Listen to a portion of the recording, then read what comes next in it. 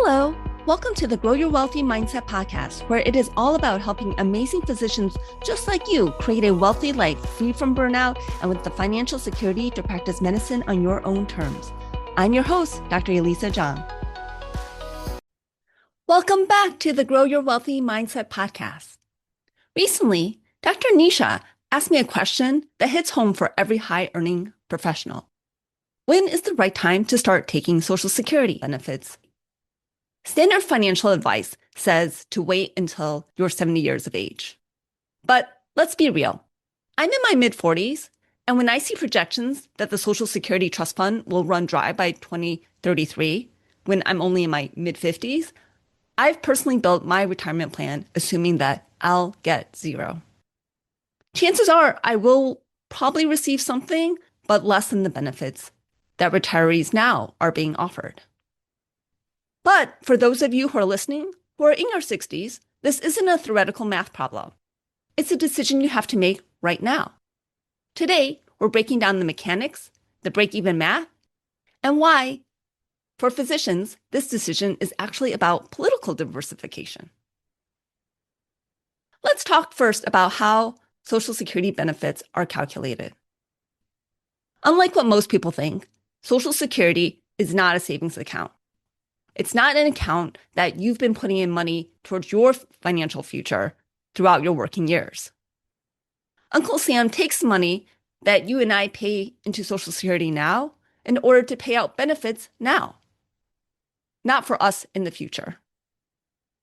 The Social Security benefit that people receive is a calculation of their 35 highest earning years. The Social Security Administration indexes your earnings, which means adjusting your past salary into today's dollars to find your primary insurance amount, abbreviated PIA. As a physician, you've likely exceeded the Social Security base wage for decades. The base wage for 2026 is $184,500.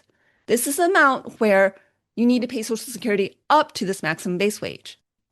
Anything you earn over this base wage, you no longer have to pay Social Security tax on. If you're currently in your 60s and you've been practicing as a physician for decades, you've likely contributed enough to Social Security that you will likely receive the maximum benefit. As of January 2026, the maximum benefit if you start taking Social Security at age 62 is $2,969 a month. This includes a 30% decrease from full retirement age due to taking it early. Full retirement age is currently set at age 67, where you would receive $4,152 a month if you start taking your Social Security benefit as you reach full retirement age. If you defer taking Social Security another 3 years until you're age 70, then you can receive $5,181 a month, which gives you an 8% bonus for every year that you wait to take your benefit. There's no benefit to waiting beyond age 70, so everyone should start taking Social Security benefits when they reach age 70. If you and your spouse are both high earners, then you're looking at a guaranteed inflation-adjusted floor of over $124,000 a year. That's world-class longevity insurance. This is a massive floor, as long as the rules of the game don't change. So let's do some math now on whether it's worth waiting until you're age 70 before you start taking benefits.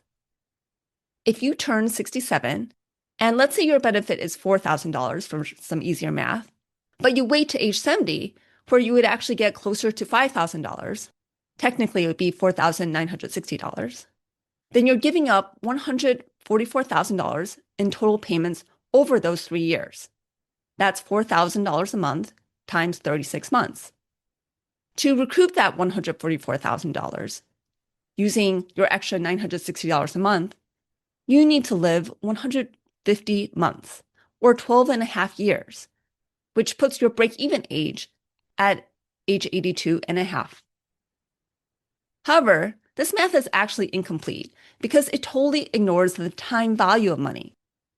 $1 today is worth more than $1 in 12 years. If you take the money at age 67, you could invest it. Now, if you invest in stocks, you could potentially get more than 8% a year, but stocks can also go down. So let's compare it to investing it into TIPS, Treasury Inflation Protected Securities, which is kind of like what Social Security is. It's a fixed income investment that actually increases with inflation. As of May 2026, TIPS offer a real yield, meaning their return above inflation, of about 2.7%.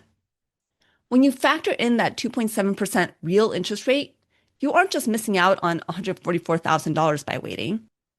You're actually missing out on the compounding growth of that money. When we run that real math, your true break-even point isn't age 82 and a half. It's actually closer to age 85 or 86. That means, unless you're really confident that you're going to live well into your late 80s, taking the money at age 67 may be mathematically superior, partially due to the current higher interest rate environment. We had a long period of time where interest rates were really quite low, and so during that time period, it would make more sense to wait to take Social Security benefits later at age 70. This is why the answer of when to take Social Security benefits is somewhat complicated.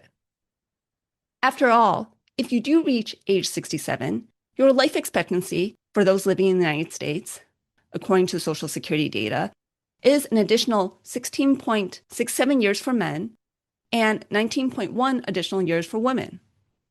A 67-year-old man has about a 66% chance of living to age 80, whereas a 67-year-old woman has about a 75% chance.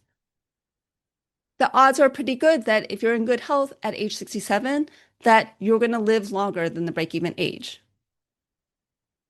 Now, let's address the elephant in the room, the 2033 trust fund depletion.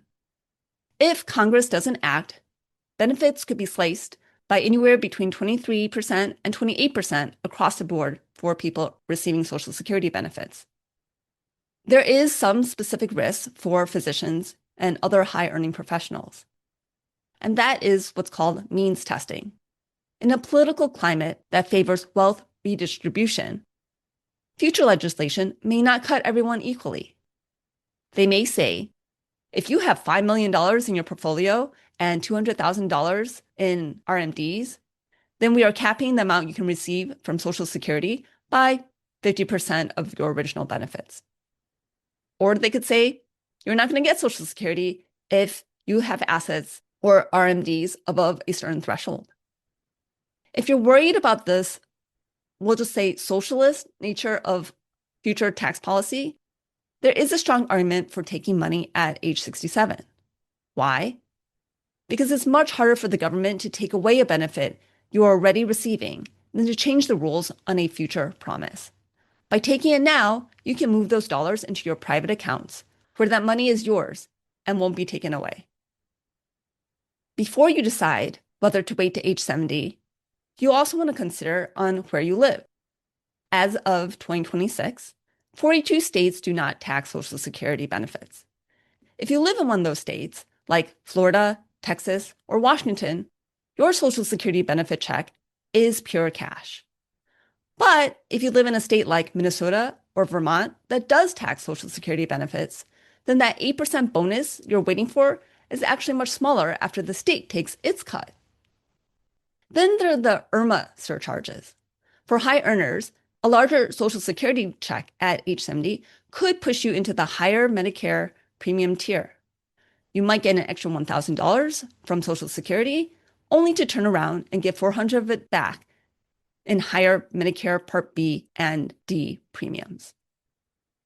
You also want to consider your cash flow. If waiting to age 70 forces you to sell your highly appreciated stocks and pay a 23.8% tax on capital gains just to pay your bills, then you might also be better off taking Social Security at age 67 to let your portfolio continue to compound. So if you're looking at whether or not to take Social Security now, consider waiting until age 70 if you've got longevity in your genes, you're concerned about your spouse's survivor benefit, and you can fund your life using tax-free buckets like a Roth IRA during the gap years. Waiting can also give you time to do some conversions from traditional retirement accounts to Roth retirement accounts at lower tax brackets. You may want to take your Social Security at age 67 or even possibly at age 62 if you want political diversification against future benefit cuts. This is more true if you live in a state that taxes Social Security, or you want to preserve your private brokerage accounts from unnecessary liquidation. I mostly talked about comparing taking Social Security at age 67 versus 70 because the penalty for taking Social Security early is quite high and generally worth waiting until at least age 67. Social Security is an excellent annuity, but for a physician, it's a tool that must be balanced against tax friction and political risk. Take a look at your health, look at the real math break even, and choose a path that gives you the most control. You can find out your Social Security benefits by logging into your Social Security account at SSA.gov. If you're really looking at taking your Social Security benefits soon, you may want to have a conversation with a tax strategist, as well as potentially a certified financial planner, which I always recommend going with a fee-based planner that is truly fiduciary and will give you the advice that's really best for you. Thank you so much for being a listener of the Grow Your Wealthy Mindset podcast. If you have a financial question that you would like answered, please feel free to contact me at growyourwealthymindset@gmail.com. I'd love to hear from you. Until next time, keep growing that wealthy mindset. If you enjoyed this episode, I would love it if you could share it with your friends and colleagues. And now for the disclaimer. I am not a certified financial planner, accountant, or attorney, and nothing I say should be construed as professional investment, tax, or legal advice. This show is primarily for your education and entertainment. I am a physician, but I'm probably not your physician. So if you need any medical advice, please contact your own physician. Thank you.